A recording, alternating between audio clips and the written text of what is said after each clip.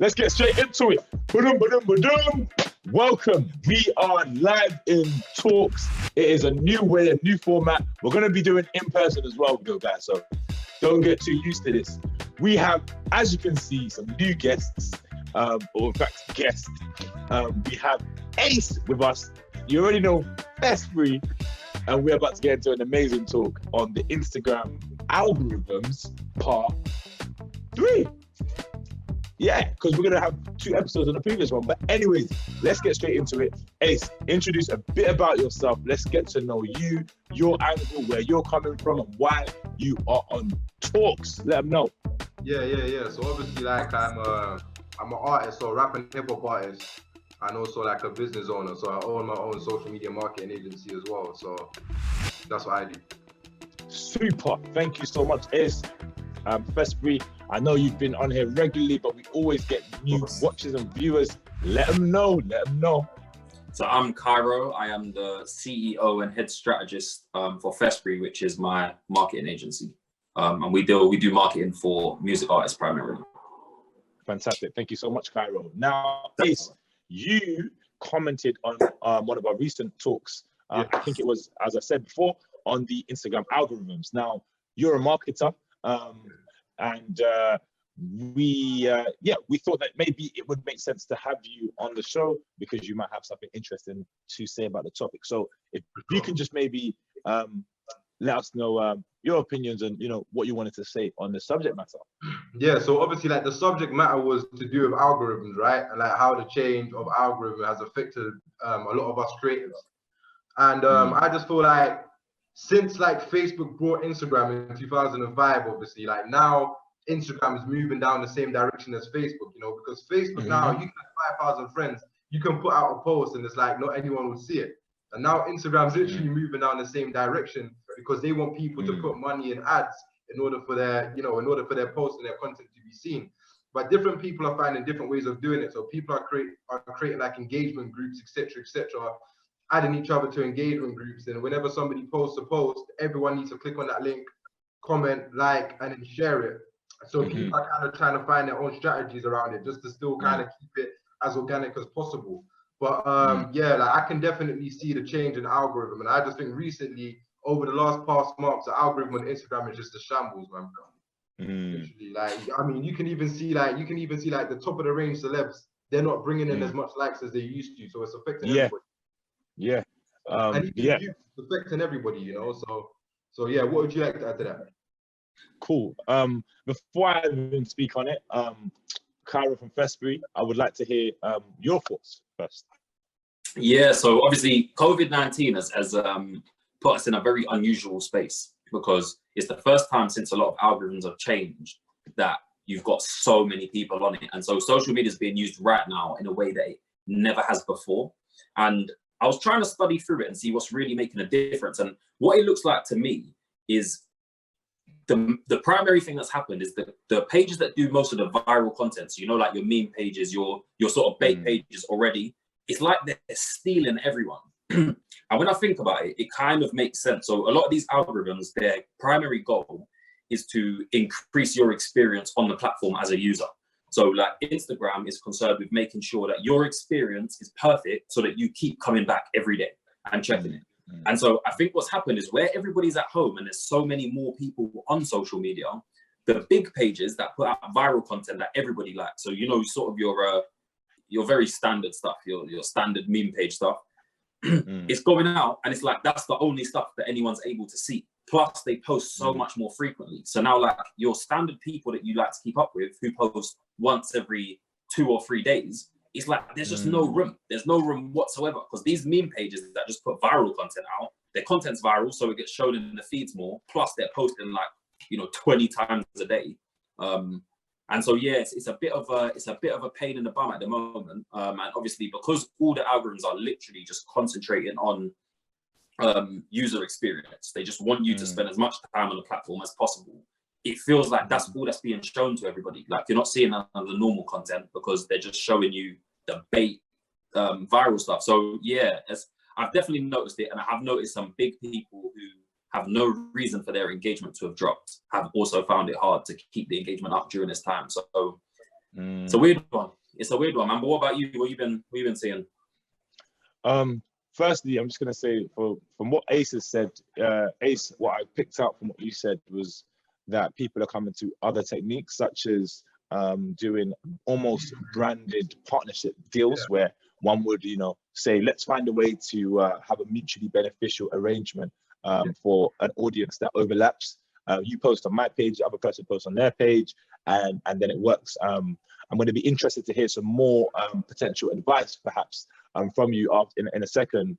So maybe those that are looking for techniques to still stay relevant in this hemisphere where, like Hyra was talking about, Instagram seems to be making it so that those that post the most and have the most viral, capable content seem to be getting the limelight, which obviously has its benefits, like Cairo was highlighting, that they have more people on their platforms, which is good for people like advertisers and marketers, because they know that they are engagement is increasing, or time on the social network is increasing, which is good for that. So it puts money in Instagram's pocket. But there's also the other side, because some people just actually want to see everything that goes on in a chronological order, because they follow everyone for a reason, and people seem to almost get a little bit angry that they can't see certain posts from new followers that they haven't interacted with.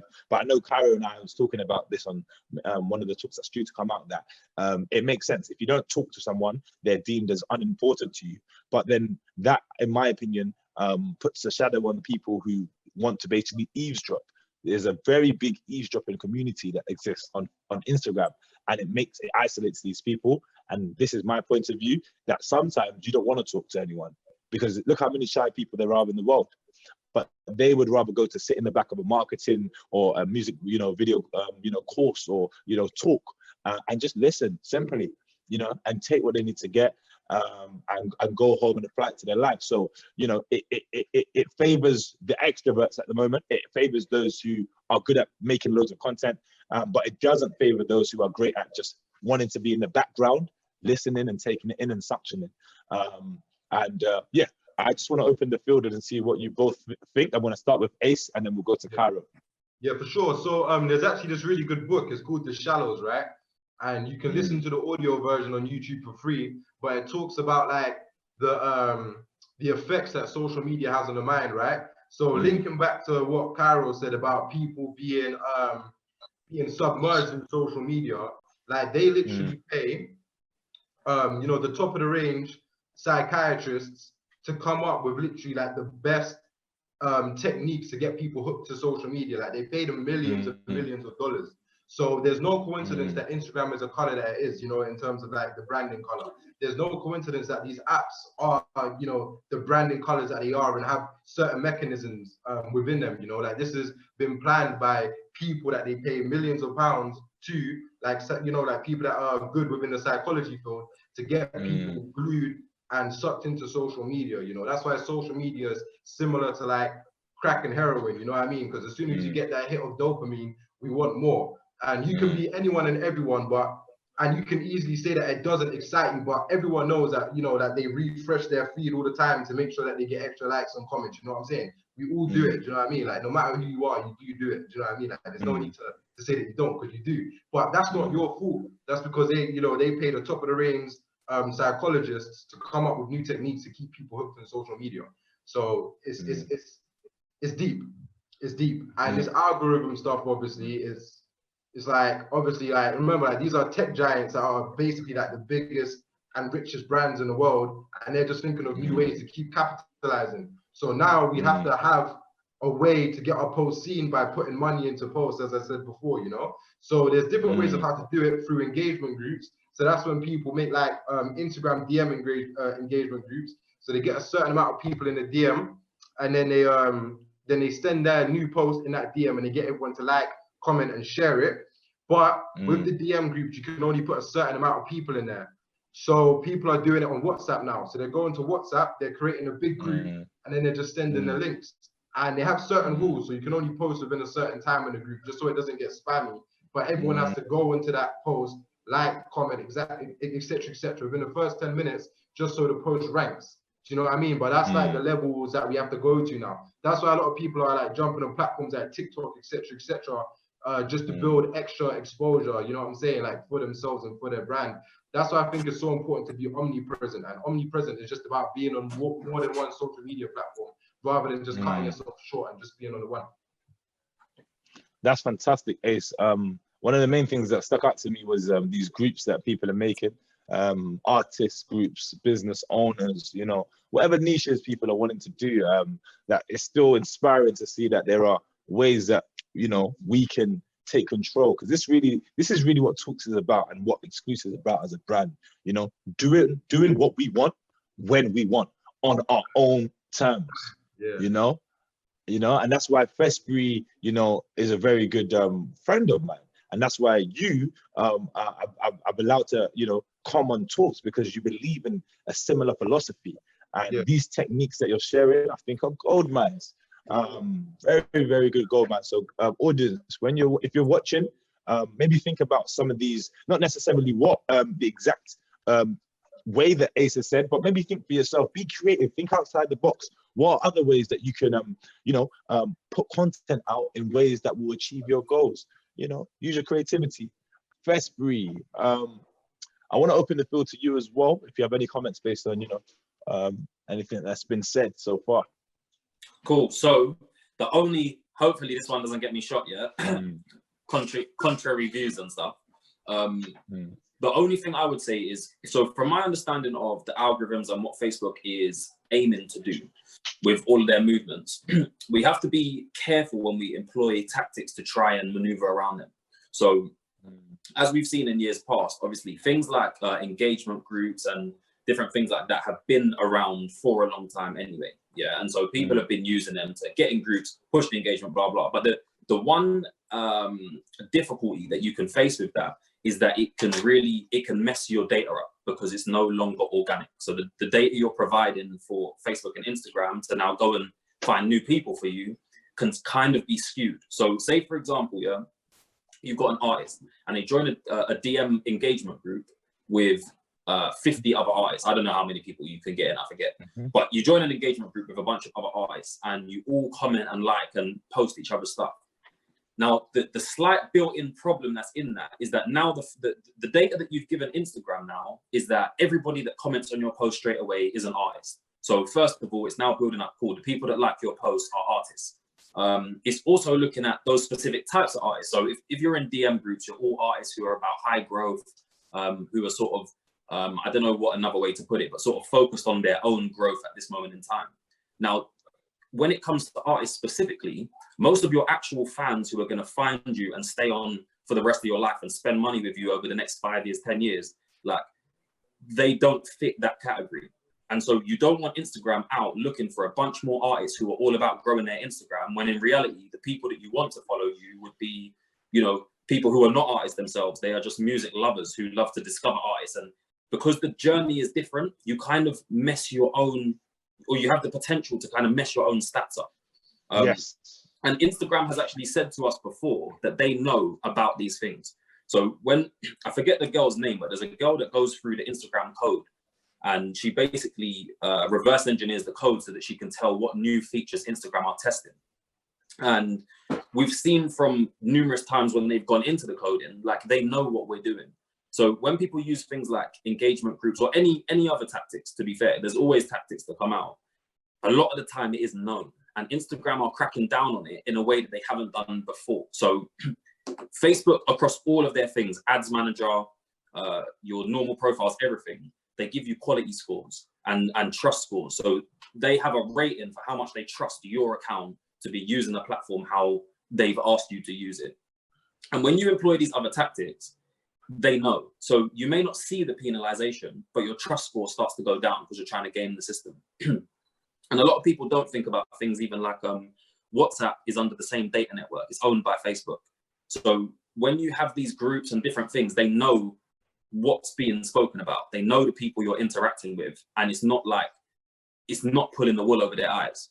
Do you get what I'm saying? So my thing with all of those is just like, I always go back to trying to line up your motives with the platform that you're using. Now, Instagram, Facebook, don't care about that much. Yeah, as a company, what they care about is they make money from selling the ad space.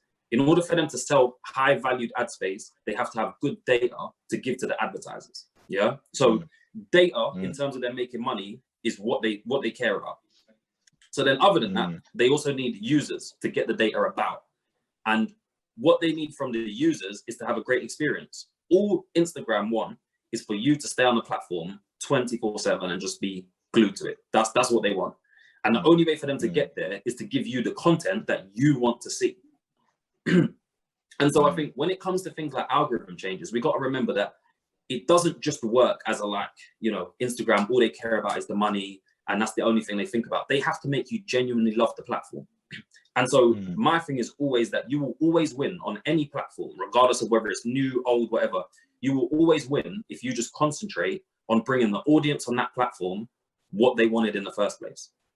Cairo, that is a phenomenal point. That's a phenomenal point.